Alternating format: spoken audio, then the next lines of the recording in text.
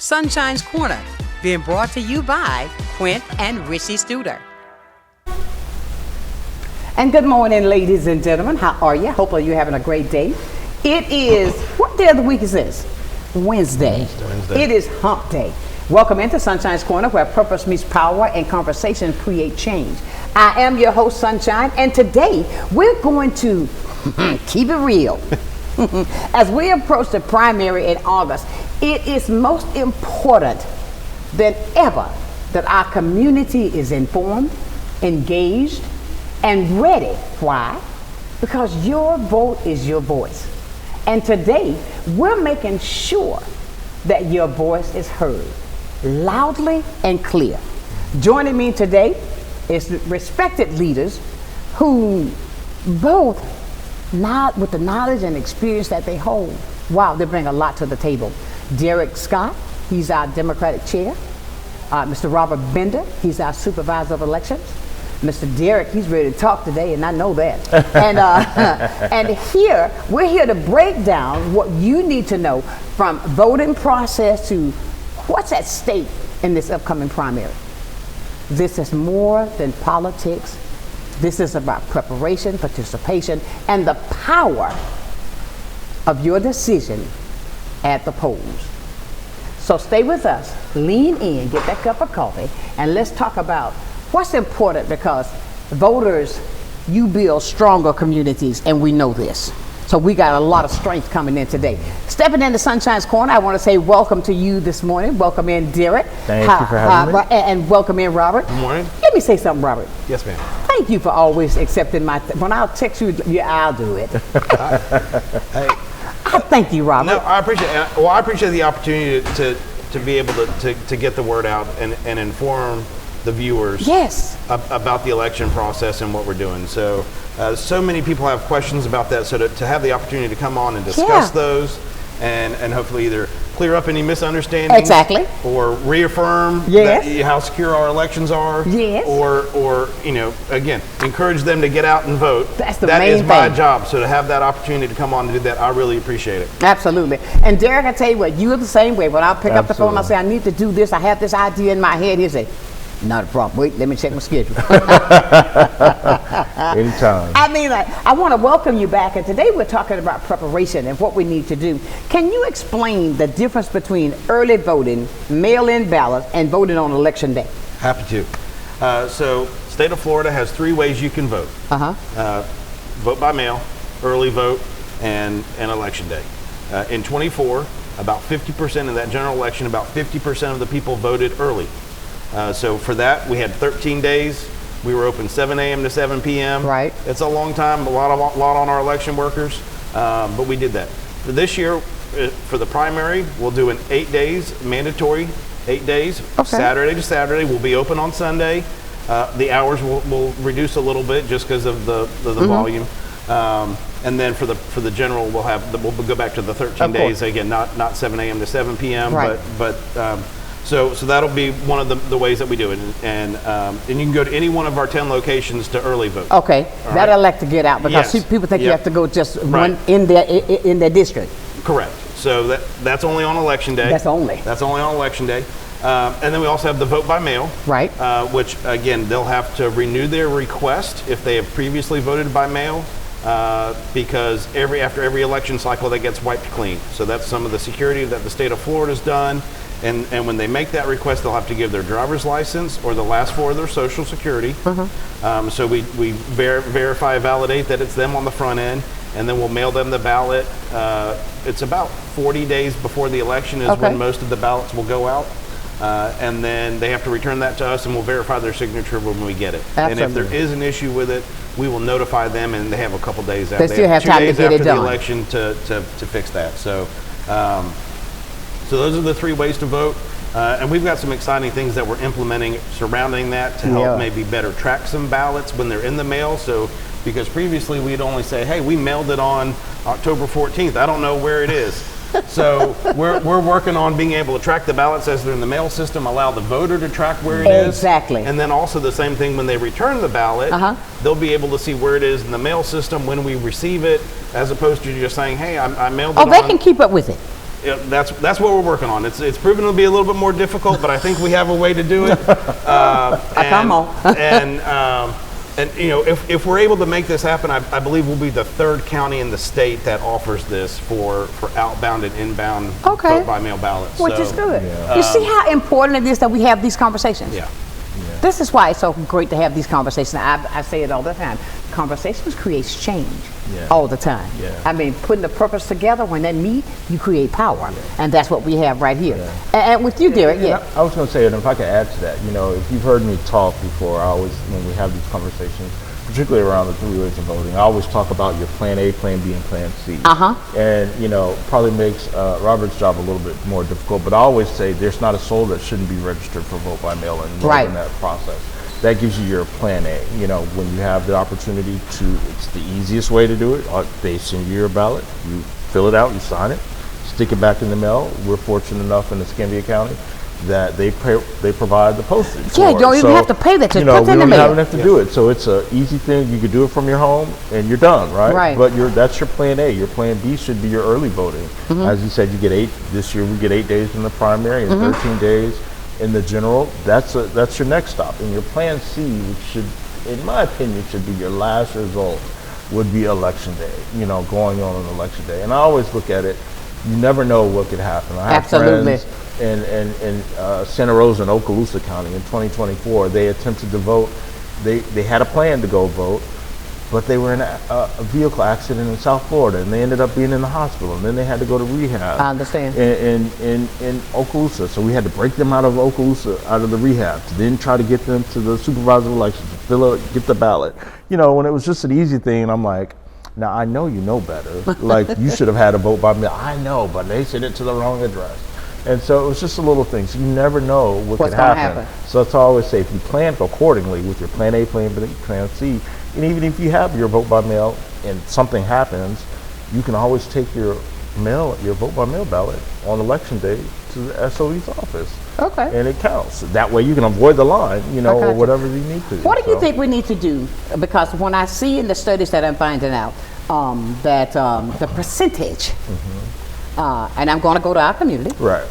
I'm going to be real. For the black community, why is it that there's such lesser numbers when it going to the primaries than it is for the general? Because do we understand that when you vote in the primary, you're really making decisions right here? Yes.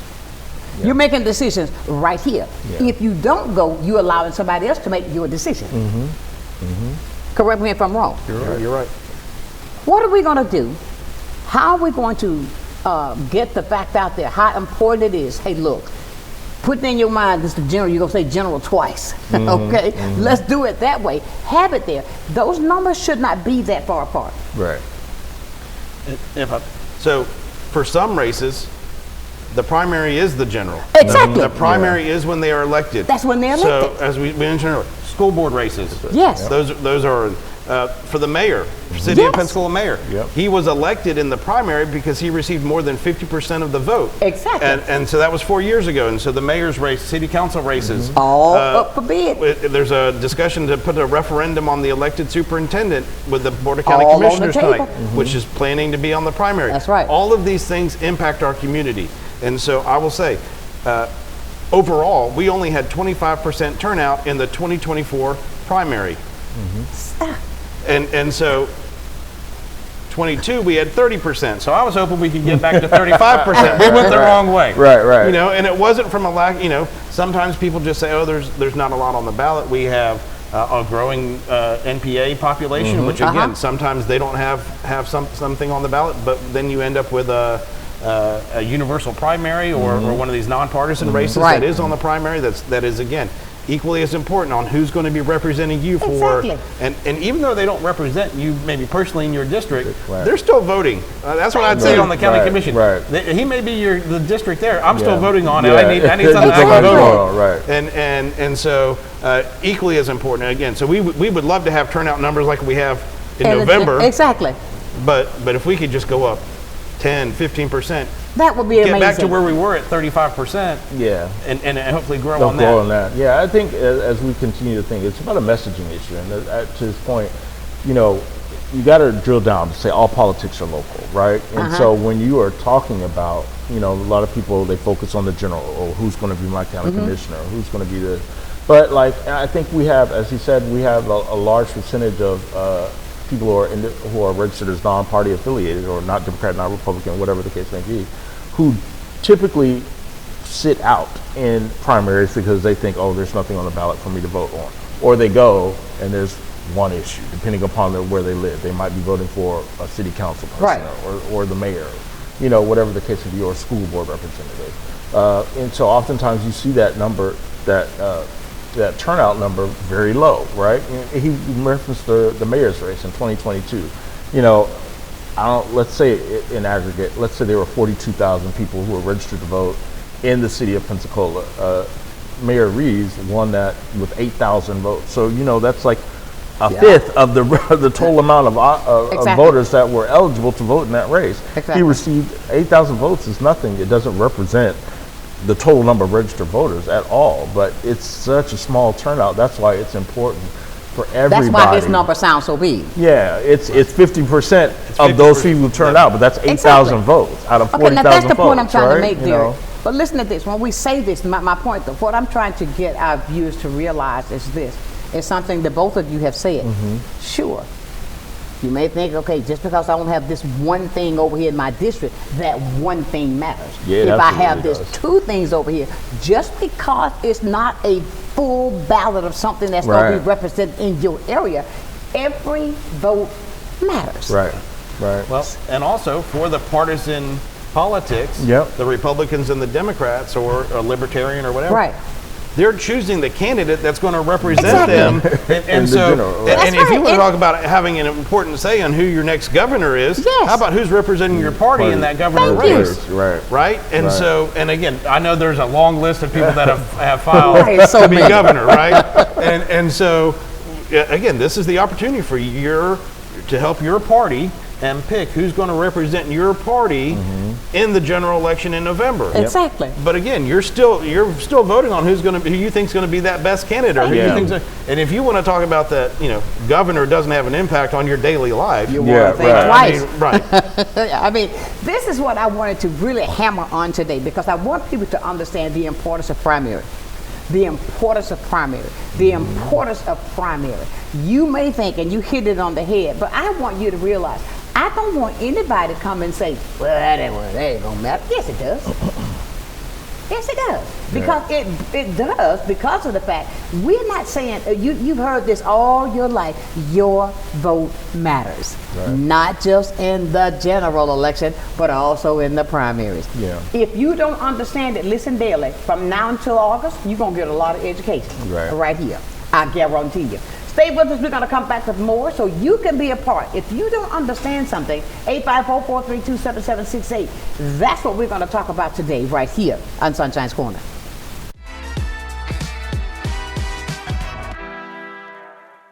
For 75 years, we've been caring for families, creating jobs, and working to build a healthier community. This is your home, and ours too. We're honored to be the trusted partner in your care. Baptist Healthcare, here for you then, now, and always.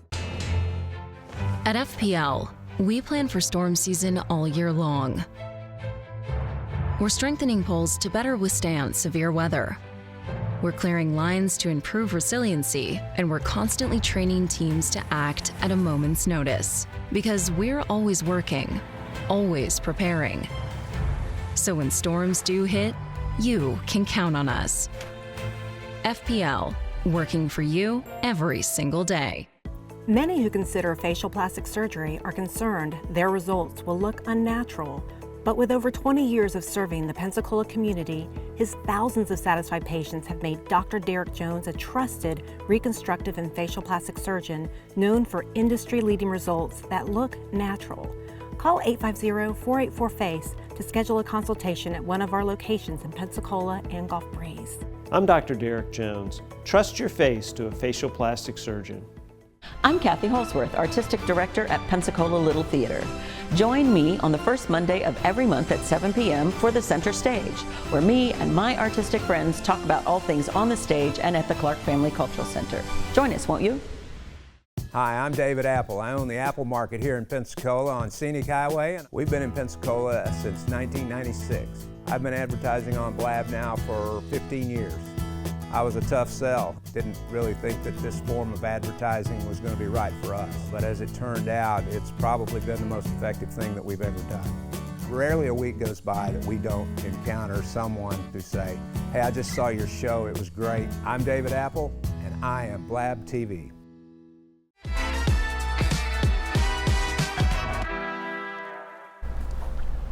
And welcome back to Sunshine's Corner as we talk today about preparation, as we talk today about being ready, as we talk today, not just talking that talk, but we're going to do it today. You know what I'm saying? We're not just talking just because we like to talk. We want you to gain this information that we're giving you and use it, apply it. That's when you'll see results, when you apply it. Now, we were talking off camera, some things. Now, you sent some slides over. I did, yes. Yesterday. About being election ready. About being election ready. We're going to share those slides, and as you talk about being election ready. Right. And so that is one thing. We're trying to get the word out, be election ready, and that's going to this is your camera, right? Oh, okay. You got your camera right there. Yeah. I got it. So there it is. Be election ready. So if you're not registered to vote, you can go online and register to vote. You can vote online. You can have us send you an application, but check your voter status. Maybe you don't know what your status is, and so when you check your voter status, that'll let you know if you need to request a vote by mail ballot, if you already have one on request. A lot of people may not realize they requested one. We had the special election in 25, and so a lot of our people went ahead and requested a vote by mail ballot then. So it'll let you know if you have a vote by mail ballot already requested.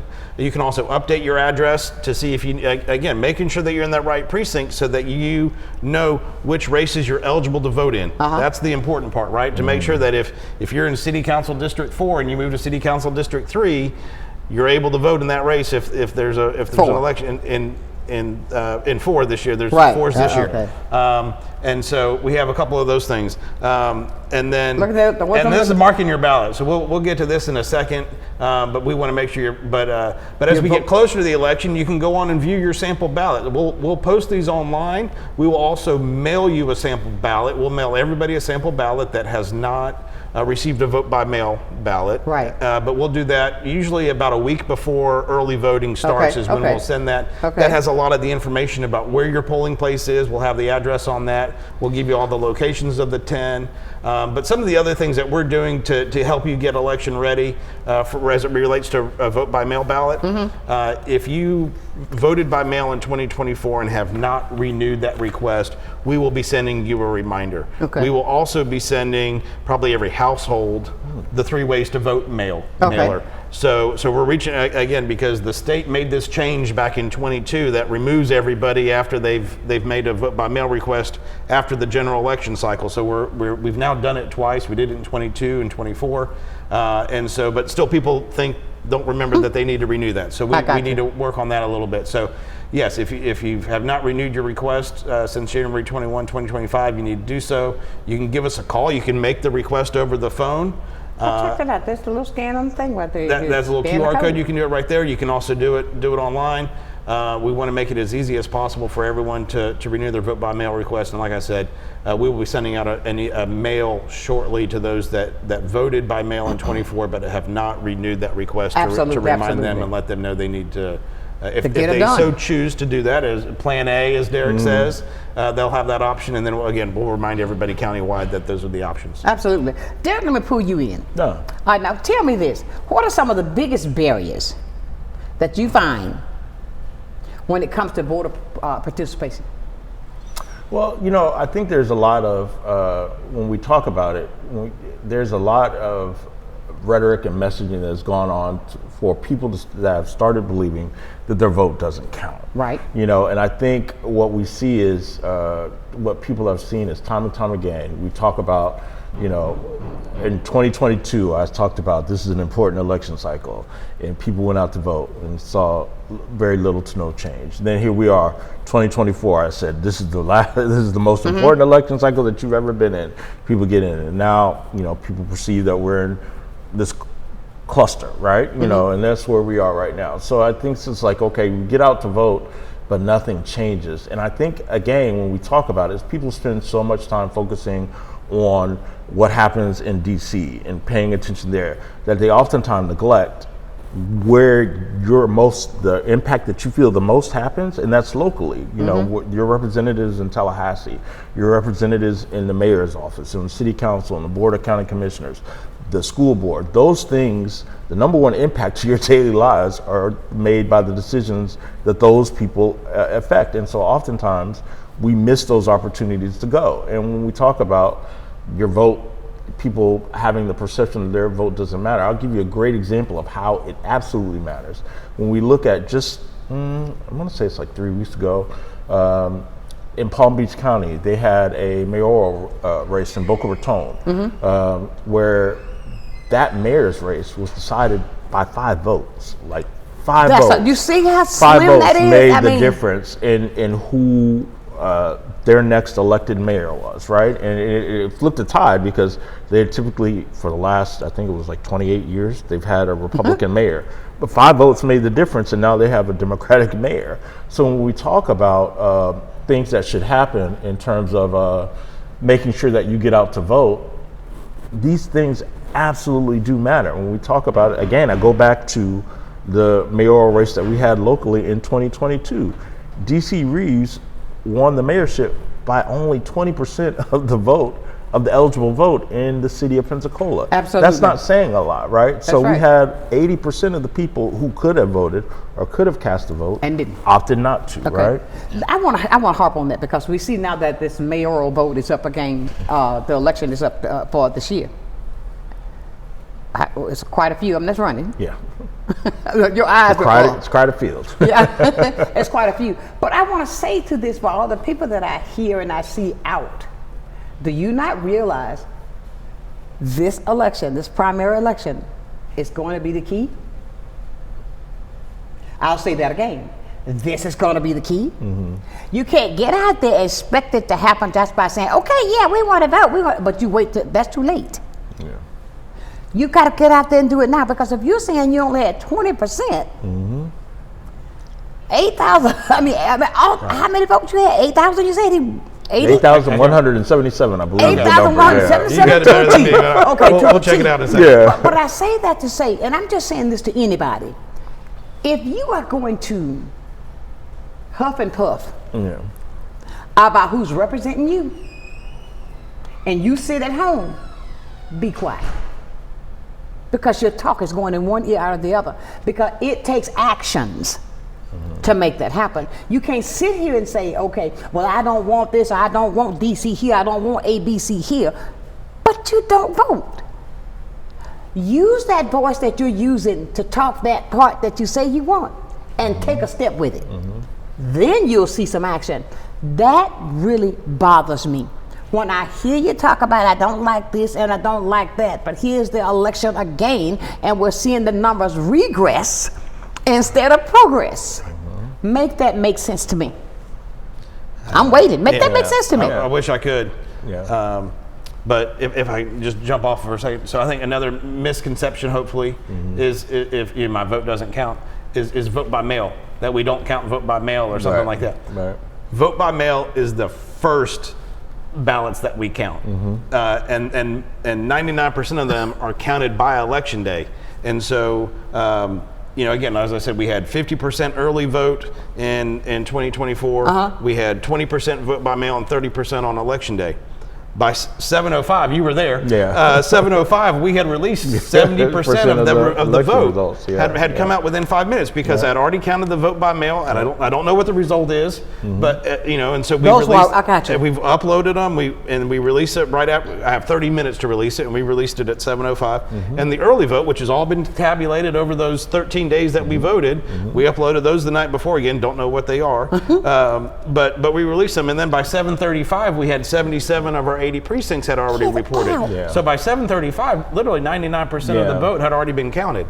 But again, somebody did actually ask me that one time. He goes, I heard you only count the vote by mail if it's close. Well, how do I know if it's going to be close? You gotta count. And so vote by mail is the first thing that we start counting and as allowed under the state law. But look at this. If you don't feel like you want to get up and go to whatever precinct you're in, You don't even have to buy a stamp. Yeah. Drop it in the mailbox. In the mail. Yep. Right there after you finish your dinner. Or if you're walking out the, oh, honey, give me that. Yeah. Put it in the mail. Right. Yeah. You'll solve that issue. Yeah. Instead of not doing anything at all. Yeah. I don't see the logic in that. Yeah. And again, they can just call the number 850-595-3900. Takes 3 minutes. There you go. They got it down to a science, right? You know. And again, we're instituting some additional measures to help people see where that ballot is, and so yeah, please give the office a call and find out what you need to do. Right. Do what you need to do. When it comes to integrity, when it comes to transparency, I know that in the community there is a lot of distrust. A lot of distrust. How are we going to overcome that? Because of the fact, and I'm going to be as transparent as I know how, with everything, the rhetoric that's going on now, the talk that you hear that's pointed at us, and we just never stop, people. Let's be real. It has never stopped. It's just more open now. How are we going to get our viewers, our voters, to put that behind us? If somebody's going to try to mess with you and stop you from casting your vote, there are ways that you can take care of that. Right. You understand what I'm saying? And Robert, I'm saying this because this has happened. Sure. And we don't want people to keep that stigma in your mind so that it will stop you from making a decision on who's going to represent you right here in Escambia County. Right. What can we do to educate people? If we have to be repetitiously saying it over and over and over and over again before it sticks, that you got to get over that and still you got to vote, that's how you get that taken care of. And I cannot get this ringing out of my head the way you said this decreasing with the percentage of coming out. I just, even with the younger people, do what you got to do. It affects you all. Primary is so important for you locally. You want to talk about the mayor, you want to talk about what seats up these other people that's in these city council, you'll do this in August.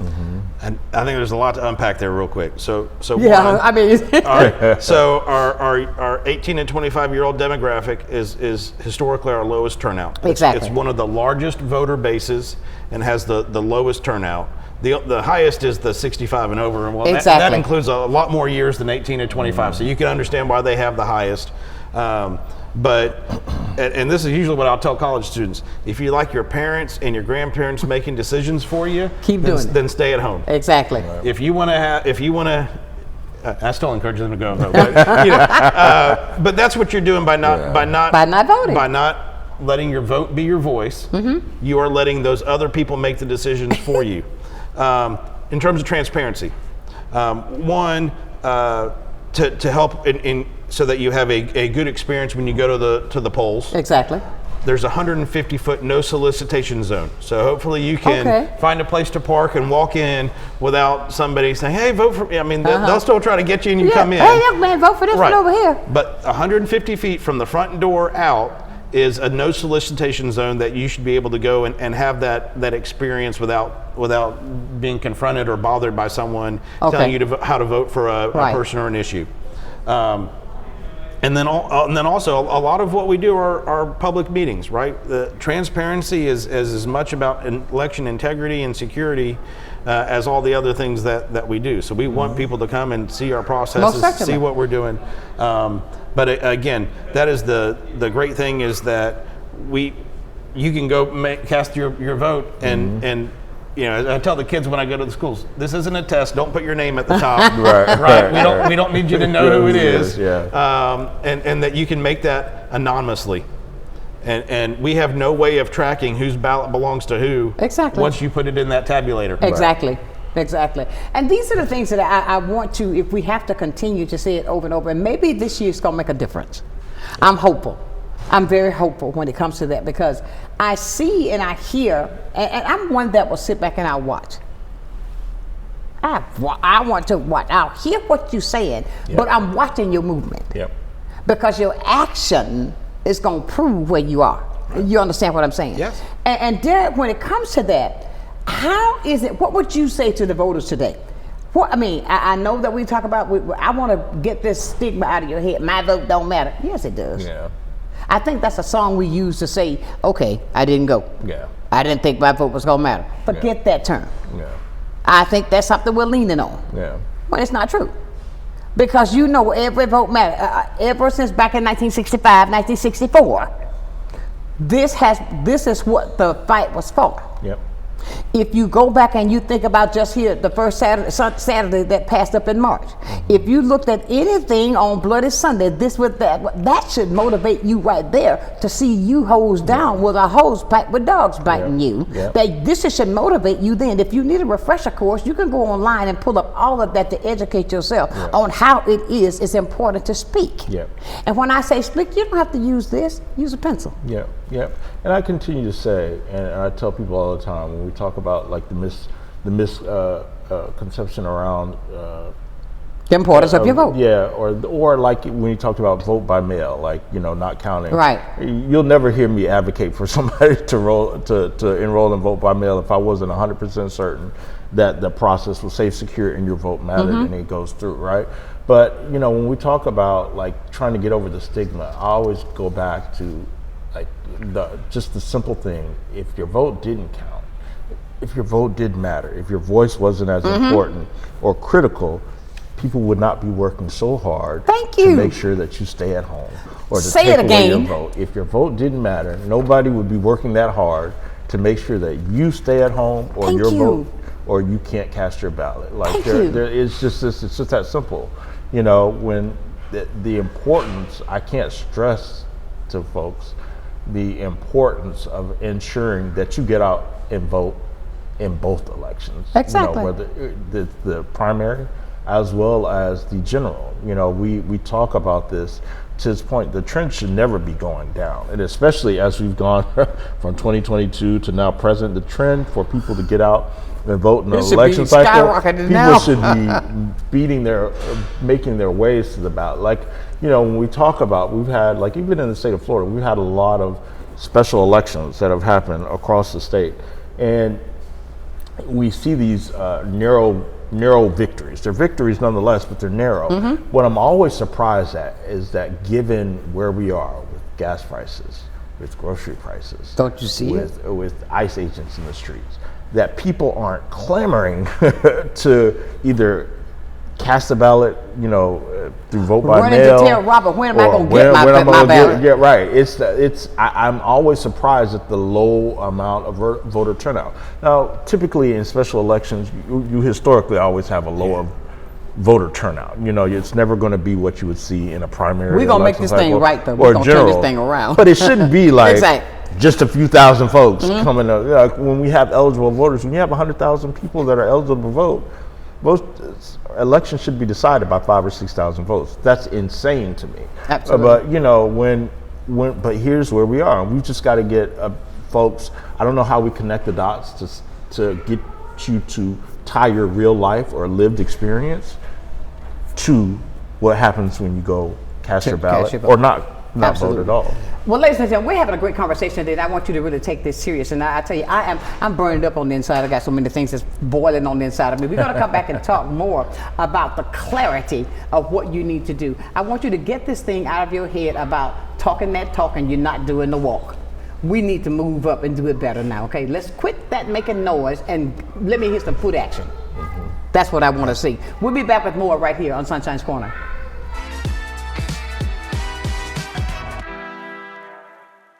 You finally found the perfect car in racing blue. You even got them to throw in the LED fog lights for free. Auto Owners insures your car because some people never learn to parallel park. That's simple human sense. Ask the Messick Insurance Agency in Pensacola if auto owners make sense for you. Keep going, more. No, stop!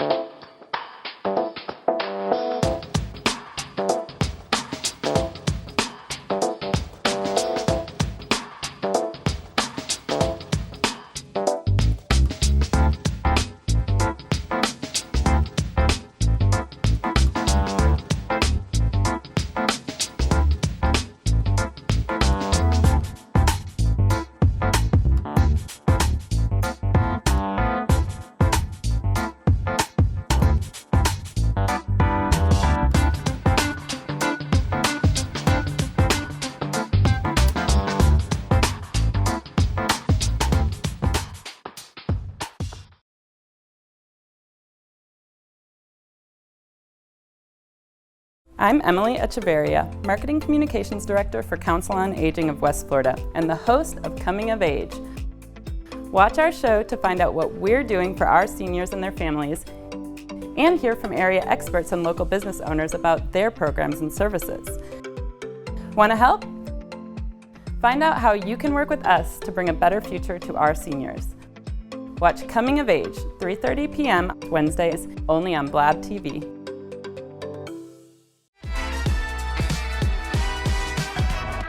And welcome back to the hottest spot in town. This is Sunshine's Corner, where we are talking about things that needs to be talked about. I say this every day. I'm going to say it again today. Let me apologize for the distractions that you may see, but we are on our way up. They always say, wait a minute, moving on up. I was just thinking that. You know, here's George Jefferson to the east side. Right. Okay?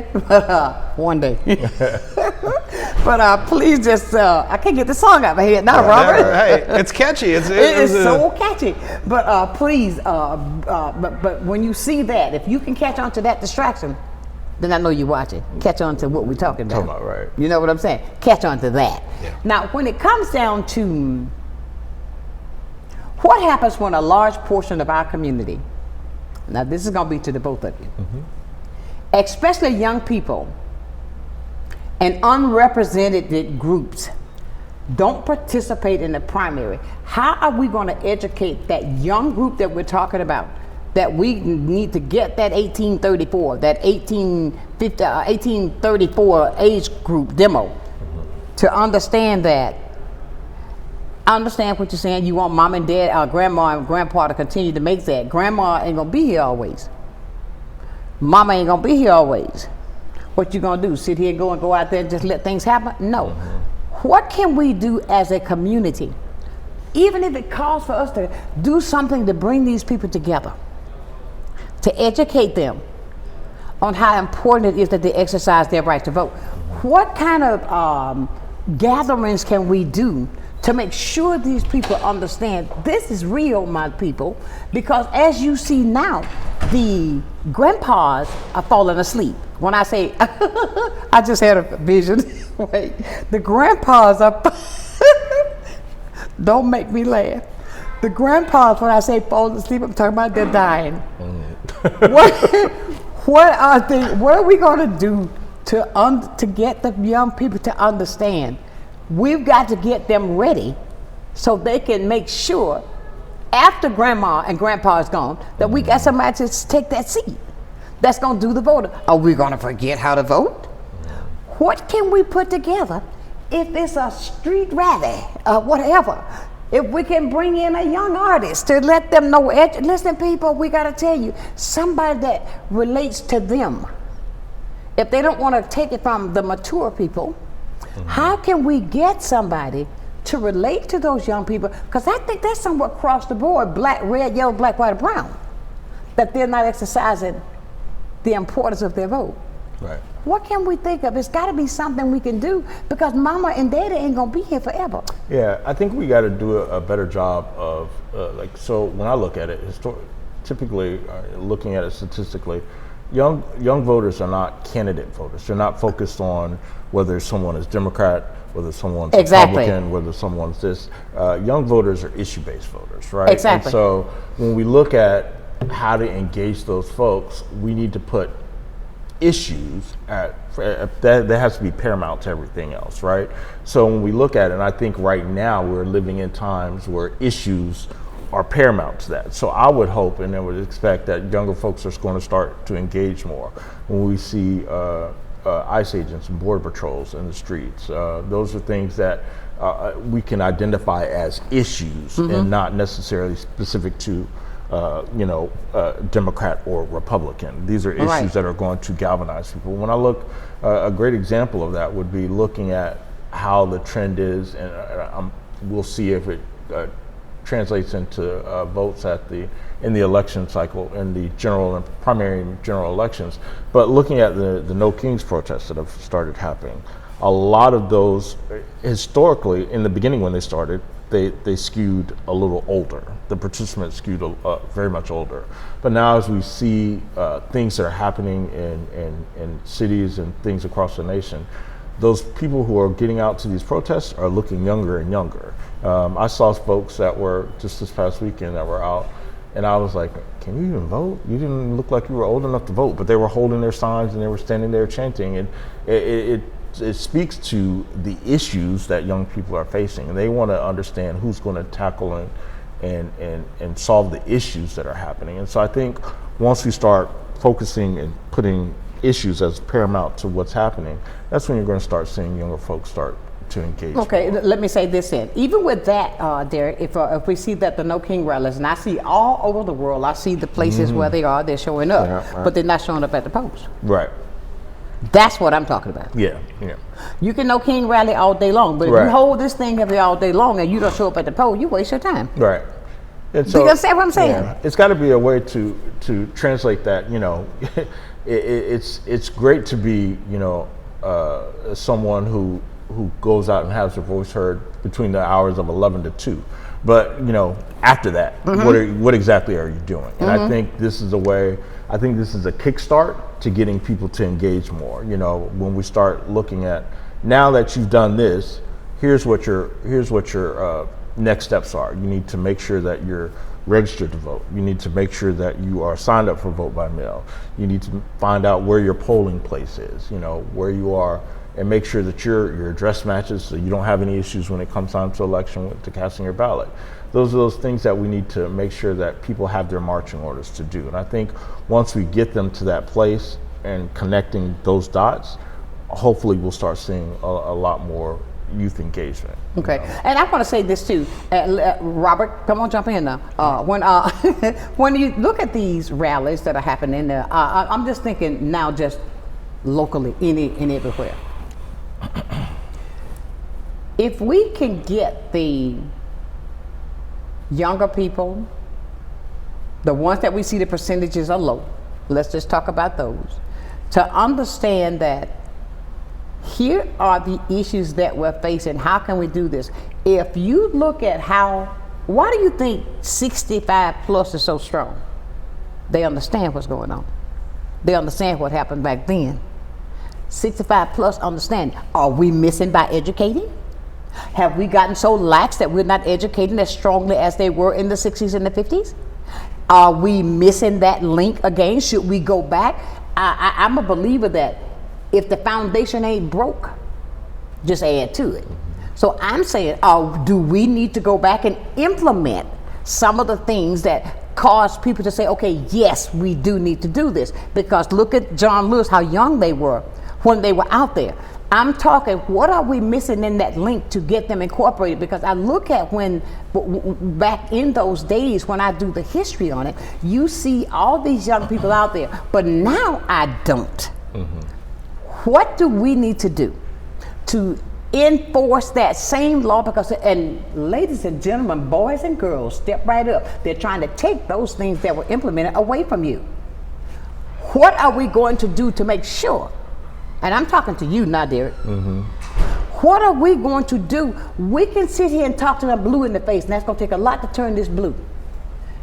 We have got to do some actions now to get these people out to understand why Grandma knows it's so important to vote. Right. When you go to the polls and you see these elderly people on canes, on scoot carts, on everything, but they are going to make sure. I'll never forget this picture in my eyes that I can get out of my head. That lady that went to the White House that was 100 years old. 100. But she knew the importance. My question is, we can sit here and educate you with how to vote on the paper, how to get the vote in the mail out there. Robert can go in there and send them out 15,000 times. But if we can't get you motivated enough to see how important it is, locally is where you need to start. I still say, I don't want to hear no mumbling if you don't exercise your right to vote. I still think that it's unfortunate that you have to say this, but I think sometimes for our younger demographic, they have to feel. They're going to feel it. If they ain't feeling it in the grocery store, they ain't feeling it at the gas station, something wrong. I think they only have the historical context, or what they read, or what Big Mama and all them told them. Well, back in this, and it's like, okay, well that was then. This is now. I don't have that same issue. Like do they not realize all this being taken away so they can go back to that? Right. So I think once people are starting to see, like, well, wait a minute, hold on. I'm living 1963 in 2026. Hold on. I think there's a bit of, it's got to hit you personally to actually get out and galvanize. I think unfortunately that's what's missing. And we're starting to feel it now. Don't get me wrong. Like I think people are doing it. Like you got gas now $5 a gallon in Pensacola. Right. And we never had gas that when me, mom, and them were driving. That was gas was 19 cents. You got 3 items, you spent $50. Right. And for a person who like me, I'm telling you, I mean, what I like to eat, I drive my red car because I can at least put the $4 a gallon gas in there. Because if I drive the white car, I got to put the $5 a gallon gas in there. Right. What I'm saying is, though, Robert got so quiet. I mean, no. But I'm telling the truth. What we got to say is, my point is, and BJ, what my point is that we got to get out there and make sure that they do know this, because if they don't you realize something, my people, it's going to get worse. If you sit there and say, I'm a gonna get no further than your lips. Move, do something. Yes. And I'd say we've made it hopefully easier than ever to register to vote. Exactly. Right? 16-year-olds, when you get your driver's license, you're able to pre-register. I sign 30, 40 a week of people that have turned 18 in the last week that they don't have to do anything else to register to vote. We just go ahead and send them the voter information card. But part of that is, though, we get a lot of those back because people move between the ages of 16 and 18, and they don't let us know. So that's why we say be election ready. We go into the schools, right? It's something as simple as vote. What was your favorite book? But what I do is this is the same process that your parents are going to use. Tell them how easy it is. Come on. Ask them to take you with them and be a part of it. I mean, some of those memories, I remember my parents taking me. So I'm sort of kind of using the kids angle. We go into the high schools and do applications to get them to try to register. We're going to be at Fred Levin Fest. Oh, yes. We'll be out there again. Having those. But again, it's we're trying to get people to register and make sure they're informed, and so do that the best way we can. But again, if we can get in there and start them early, and exactly. This is easy. This is part of what you do. This is how your vote is your voice. You see, hopefully it starts becoming natural to them then. You made me think something. We got to go to break. But when you said you're going to be at the Fred Levin Fest, look how many people show up to that fest. Red, yellow, black, white, or brown. Look how many people show up at that fest. Do you not feel that your vote is that important to go down there and get a free hot dog? We'll be back with more right here on Sunshine's Corner.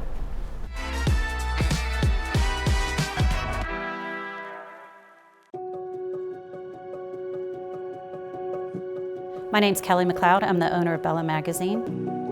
Bella is a source of uplifting and inspiring content for the women of Pensacola. I think the magazine is just so thoughtfully done. There's a lot of attention to detail. The stories are really good. You've got seriousness, you've got fun, education, fashion. It just encompasses everything. Women are multidimensional, and so is Bella. The Emerald Coast Utilities Authority's state-of-the-art materials recycling facility processes recyclables for communities throughout the region, lowering need for more landfills. This highly efficient recycling service accepts glass, paper, cardboard, plastics, aluminum, and more. But we need your help. Please make sure your recyclables are clean of garbage, food, and liquids. Also, please remember that plastic shopping bags, foam products, or yard waste are not recyclable. To learn more, go to livegreenecua.com. From the efficiency of American natural gas and the dependability of nuclear power, to the strength of Florida's sunshine and the flexibility of advanced battery storage systems, we leverage a diverse mix of energy sources to power our growing state, ensuring reliable, low-cost power for your home or business whenever you need it. FPL, working for you every single day. Well, I think it's all about local, and I'm a big believer in local. So I think anytime you can carry a message out locally, it's important. And And I think it's anytime the person that delivers the service can also deliver the message, which is unusual. You have the people that actually deliver the project doing the talking, and I think that's a huge difference, and really makes a huge value difference for the consumer. So I'm really just so grateful that we have this local opportunity with Blab TV. My name is Quint Studer, and I am Blab TV.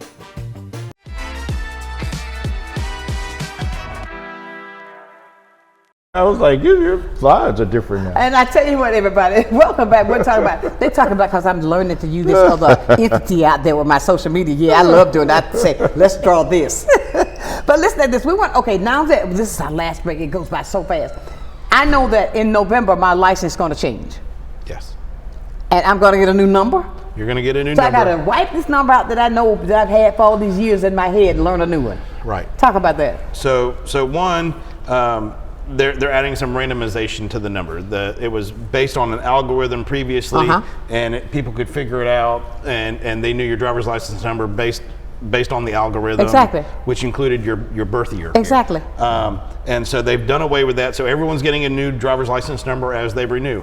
Well, how does that relate to voting? As I said, if you make a vote by mail request, you have to give us your driver's license number. So one, I would say, is when you get your new driver's license, go ahead and just say you want to update your information, with your voter information, and we'll go ahead and get that processed. But two, if you call and give us your driver's license number, we can go onto the system and verify it. And then this is the one time that we're able to actually go in and update your voter record, because we've gone into that system and verified it, and we can put your new driver's license number on there. Okay. So that is for vote by mail, or if you call our office, we use that to validate that it's you. Okay. If you're going to early vote or election day, the number does not, we do not check a number on the database when you go to vote. Right. So it's a valid, so it has to be valid, not expired. Right. Picture ID and signature. So those can be one or the other. A lot of people use the driver's license because it contains both, but you could do a military ID and then have something that also has your signature on it. So one and one makes one, really. I do better math than that when I'm counting ballots, though. But it is, right? So I can combine those two to use those for the picture and signature ID requirement. But again, we use that driver's license number to verify it's you when you call in and say, hey, I need to make an update to my record or something like that. Okay, well, let us verify who you are, or to make that request. So again, hopefully not having a huge impact, but people are worried that it may impact them when they go to vote. The people working the polls, they don't have access to that data. And so they just have to make sure that it's a valid, again, not expired picture ID, and then they'll let you vote. Yeah. Do you need people to work this year for the voters? We do. We do, and that's a great thing. So one of the things that we want to make sure we do is that we have party balance, right? You're talking about transparency. We don't want all election workers being one party you don't want all elections being Republican. You don't want all elections being Democrat. So we've already had 2 information sessions. We have some more coming up. If they're interested in becoming an election worker, they can go to our website, call the office to sign up. Again, it's an information session, so we'll sort of kind of do a life in the day of an election worker, explain the different roles that we have on election day. And then I will say is that it is paid. It is a stipend. It's not an hourly wage for election day, but we got it up to $200 a day for election day. Oh. That includes training. Okay. And so that was, we went up from about 150. That's good. From last time. So you can get some bacon now. One piece. And so, but come in, get some information. Exactly. And then go online and do our application, and then we'll start doing some training. Again, we have to train you before every election. But you want to talk about a great way of serving your community. Exactly. You want to talk about transparency. Yes. As what I say is that you're representing not only my office. And the job that I'm required to do, but you're representing your neighbors. Absolutely. Your church friends. Absolutely. Your family. Everybody. And you're seeing the process and everything that we put into making sure that we have a secure election. Absolutely. And you're being a part of it. They don't realize it, right? But the person standing at the tabulator giving you the I voted sticker, that's physical security that I have at that Unbelievable. at that tabulator. That's right. And again, we have other things that we've put into place to Most make sure certainly. that people don't try to slip a ballot in or something like that. We're constantly checking our numbers with our 3 independent systems, everything that we're doing. And so, but again, if you try to put 2 ballots in the machine, it'll kick them both back out. Oh, come on now. Right? Yeah. Can you, and I don't mean to take your job, Sunshine. Yeah, you can have this. Can you talk just briefly about, because I know people have questions around when they go vote, the signatures and how it matches, and if they need to update their signatures, what they need to do. Sure. I didn't know that your signature even changes. It does. As you get older, you just change. But yes, that's a great point. So one, again, if you're at the DMV and you're getting a new driver's license and you hit update my registration, it's going to pull that signature over if you have to give them a new signature. But if you go to vote, early vote or election day, 30 seconds. They're looking at the signature you give them. So if you look at your driver's license, you want to try to match that is what they'll have you do.